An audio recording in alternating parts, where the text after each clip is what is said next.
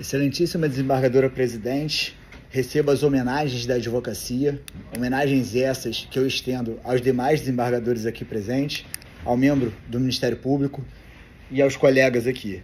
Excelência, é sempre uma honra estar aqui nessa colenda Câmara e hoje o caso que me traz aqui é uma ação penal oferecida pelo Ministério Público, na qual imputava a prática do crime do 121 na sua forma tentada.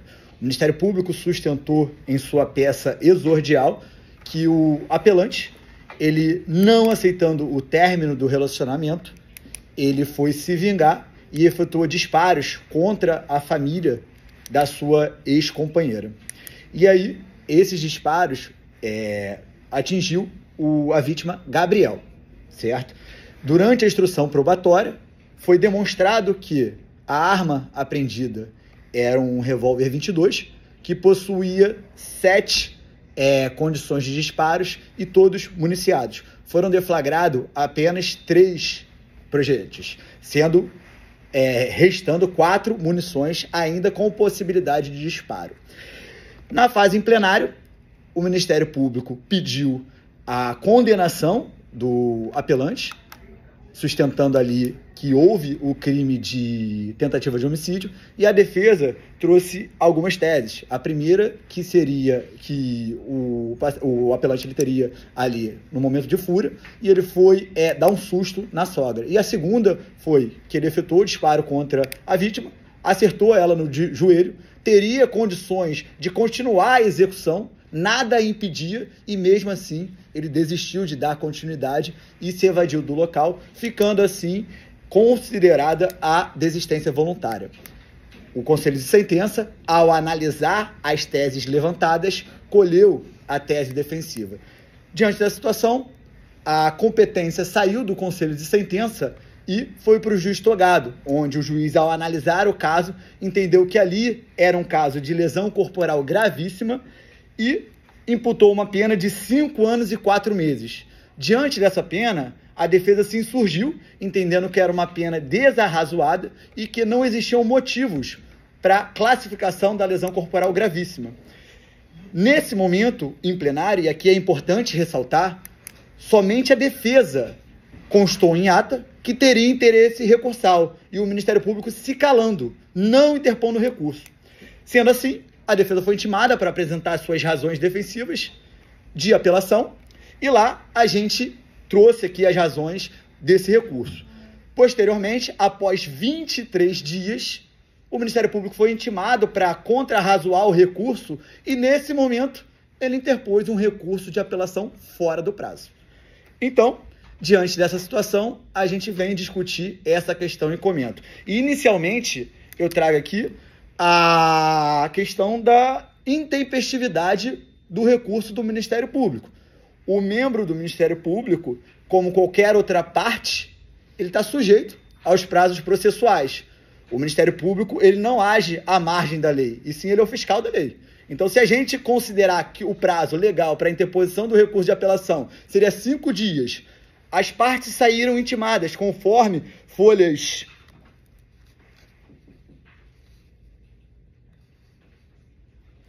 860, constando em assentada que a sentença foi publicada no ato e as partes saindo intimadas, o promotor, naquele momento, não apresentou, tudo bem, ele teria o prazo de 5 dias para apresentar, mas não o fez. Ele só fez a apresentação do recurso após 23 dias.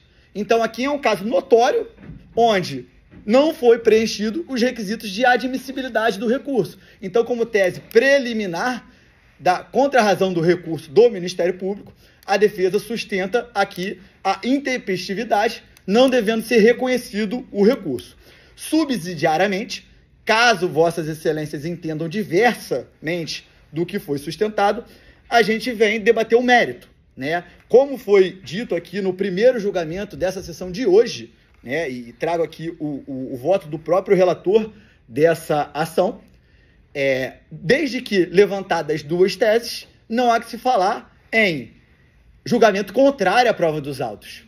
E se nós observarmos o processo, nós temos pleno respaldo de que poderia ser reconhecido a desistência voluntária. Consta no processo o armamento que foi apreendido. Consta no processo que existiam 7 munições.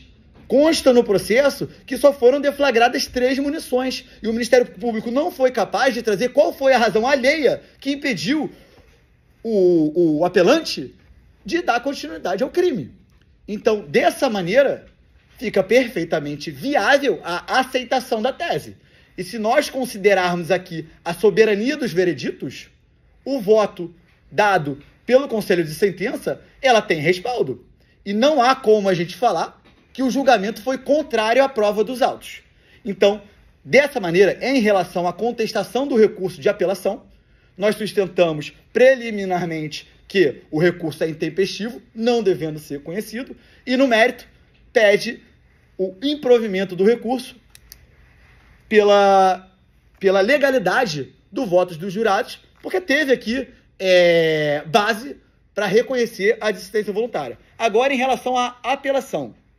Excelências, o magistrado, ao analisar ali o caso e realizar a dosimetria da pena, ele considerou que o laudo constava que teve dano estético. Mas se a gente parar e analisar esse laudo, o laudo ele foi muito mal formulado.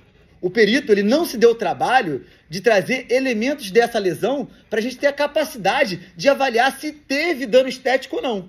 E aqui traz algumas ponderações.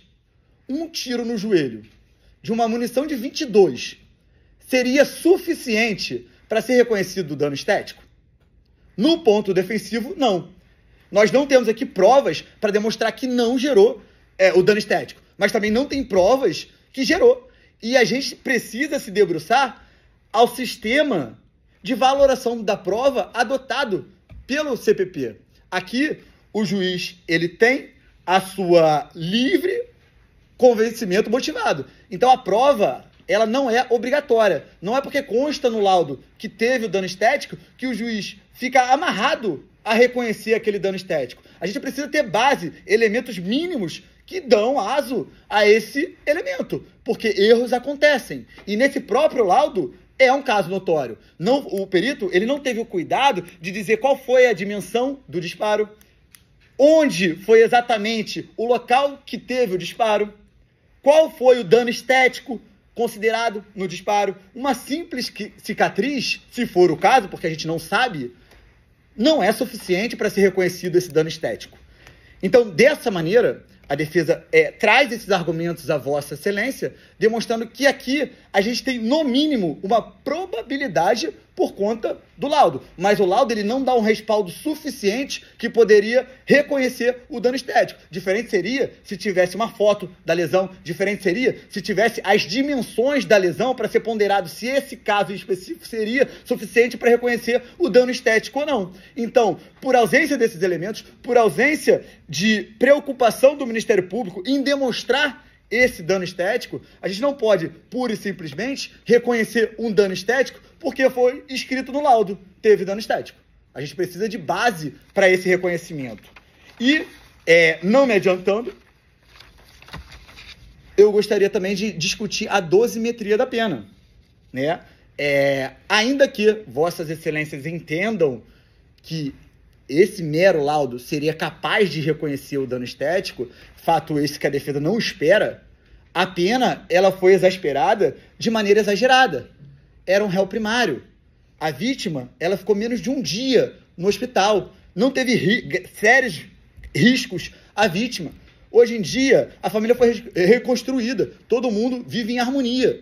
Então, a gente considerar que esse fato é gerador de uma pena de 5 anos e 4 meses, a defesa entende que os parâmetros utilizados pelo magistrado ao momento de fazer a dosimetria da pena não seguiram o nosso ordenamento jurídico. Então, sendo assim, a defesa sustenta a Vossas Excelências, inicialmente, que seja reconhecida a liminar, seja reconhecido a preliminar, reconhecendo a intempestividade do recurso. Em relação ao recurso ministerial, que seja negado o seu provimento, porque foram sustentadas duas teses com viabilidades e o jurado escolheu uma delas, assim como foi mencionado aqui no primeiro julgamento, onde foi denegado o pleito de julgamento contrário à prova dos autos, e no recurso de apelação seja provido, porque nós não temos respaldo para manter essa apelação dessa magnitude. Sendo assim, a defesa agradece a atenção que Vossas Excelências tiveram com esse advogado e devolvo a palavra e peço escusas por qualquer tipo de excesso. Muito obrigado. Não, doutor, obrigada.